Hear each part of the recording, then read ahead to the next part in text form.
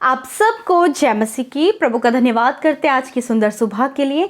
तो आइए हम सब मिलकर परमेश्वर के वचन को अध्ययन करें और उसके बाद मिलकर हम सब प्रार्थना करें। Praise the Lord. दोस्तों, हम आपका स्वागत करते हैं आज के बाइबल अध्ययन में। और आज हम बाइबल अध्ययन करेंगे मरकुस रचित सुसमाचार उसके 4 अध्याय से 26 से 29 पद तक, जहां पर कुछ इस प्रकार से लिखा है। उगने वाले बीज का दृष्टांत।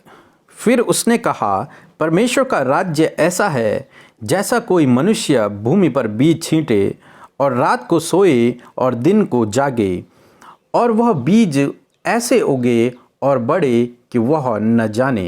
पृथ्वी आप से आप फल लाती है, पहले अंकुर, तब बाल, और तब बालों से तैयार दाना। परंतु जब दाना पक जाता है तब वह तुरंत हंसिया लगाता है, क्योंकि कटनी आ पहुंची है। आमीन। दोस्तों, जैसा कि हम पिछले दिनों में सीख रहे हैं कि प्रभु यीशु मसीह इस 4 अध्याय में अपने चेलों को बीज बोने के बारे में सिखा रहे हैं। पहली बात, प्रभु यीशु मसीह ने पहले जो सिखाया था बीज बोने वाले दृष्टांत से, कि जब बीज अच्छी भूमि में पड़ता है तो वो उगता है, 30 गुना, 60 गुना और 100 गुना फल लाता है। दूसरी बात यीशु मसीह ने सिखाया, परमेश्वर का वचन एक दीपक के समान है, जब हम उसे फैलाएंगे तो वो प्रकाश देगा। और आज तीसरी बात हम सीखते हैं कि परमेश्वर ने अपने चेलों को सिखाया एक उगने वाले बीज का दृष्टांत। यहां पर प्रभु यीशु मसीह सिखा रहे हैं कि एक किसान ने अपने खेतों में बीज को बोया और वो अपने घर चले गया और सो गया। और जब सुबह उठा, ऐसे कई दिनों बाद वो आया, तो उसने क्या देखा कि बीज अंकुरित होकर बड़ा हो चुका है। कुछ समय बाद वो बीज पौधा बन जाता है और वो फलवंत होता है। तब किसान आकर उसकी कटनी करता है। तो प्रभु यीशु मसीह कहते हैं कि परमेश्वर का राज्य भी उस बीज के ही समान है, परमेश्वर का वचन भी उस बीज के ही समान है। जिस प्रकार से किसान बीज बोता है, उसी प्रकार से प्रभु यीशु मसीह अपने चेलों को सिखाते हैं कि तुम्हें भी बीज बोना है। परंतु बीज अपने आप बढ़ता है, उसमें किसान का कोई रोल नहीं होता है। वो धरती, जमीन अपने आप उस बीज को बढ़ाती है और पौधा बनाती है और उसे फलवंत करती है। वो किसान की समझ में नहीं आता कि आखिर ये प्रोसेस कैसे हुआ, परंतु ये काम धरती का होता है, जमीन का, भूमि का ये काम है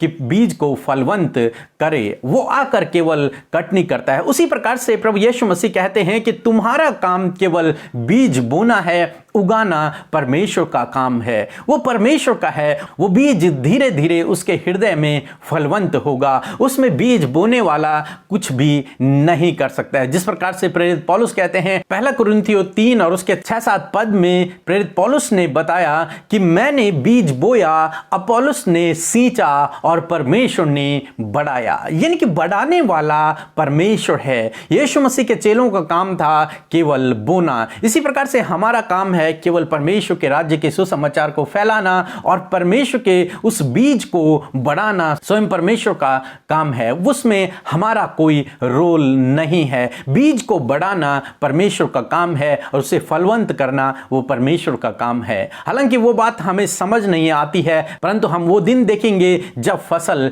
पक जाएगी। सो दोस्तों, मैं आशा करता हूं कि आज आप इस बाइबल अध्ययन को समझ गए होंगे कि प्रभु यीशु मसीह ने ये उगने वाले बीज का दृष्टांत क्यों अपने चेलों को सिखाया। क्योंकि प्रभु यीशु मसीह उन्हें सिखाना चाहते थे कि तुम्हारा काम केवल बीज बोना है, उगाना मेरा काम है। यानी कि उगाना परमेश्वर का काम है, उसे फलवंत करना परमेश्वर का काम है। तुम्हें केवल लोगों के हृदयों में बीज को बोना है। प्रभु आपको आशीष दे। आमीन। आइए हम सब मिलकर प्रार्थना करें।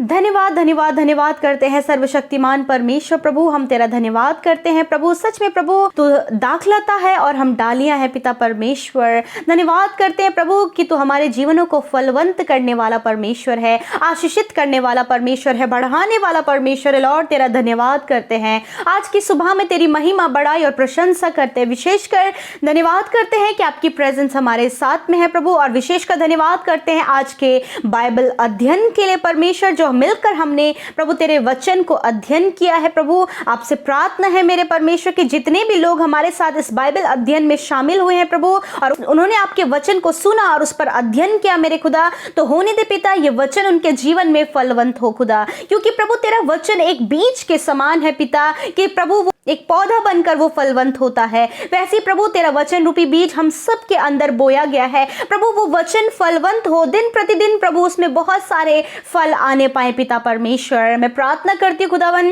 कि प्रभु जब आपके बेटे बेटियों ने प्रभु जी प्रभु कई लोगों के हृदयों में प्रभु आपके वचन रूपी बीज को बोया है पिता, तो आपसे प्रार्थना है प्रभु कि आप उन लोगों के जीवन में कार्य करें प्रभु, उन वचन रूपी बीज को फलवंत करे प्रभु, ताकि वो भी तेरे सच्चाई के मार्ग को जान सके। मेरे प्रभु मैं प्रार्थना करती हुई इन भाई बहनों के लिए प्रभु, ये जिस किसी के लिए भी प्रार्थना कर रहे हैं पिता, आप उनके प्रार्थना का उत्तर दें। हम प्रार्थना करते हैं इनके दुख बीमारी विपत्तियों को आप दूर करें और आज के दिन में आप इनके लिए सारी बातों को पूरा करें। और प्रभु मैं प्रार्थना करती हूँ कि यदि प्रभु कुछ भाई बहन ऐसे हैं जिन्हें प्रभु बाइबल समझ में नहीं आता है प्रभु, उन्हें समझने में आप सहायता और मदद करें प्रभु, अपने वचन को सीखने में आप मदद करें मेरे परमेश्वर। और जो कुछ भी आज हमने मिलकर अध्ययन किया है प्रभु, उसमें प्रभु आप हमें फलवंत करें, हमें बढ़ाएं पिता, और आने वाले समय में प्रभु आपके गूढ़ भेदों को और रहस्यों को हम सीख सके मेरे पिता। धन्यवाद करते इन भाई बहनों के संग में होइए, हर एक दुर्घटना से बचाइए, इनकी चिंताओं को दूर करें और इन्हें अच्छा स्वास्थ्य दें प्रभु।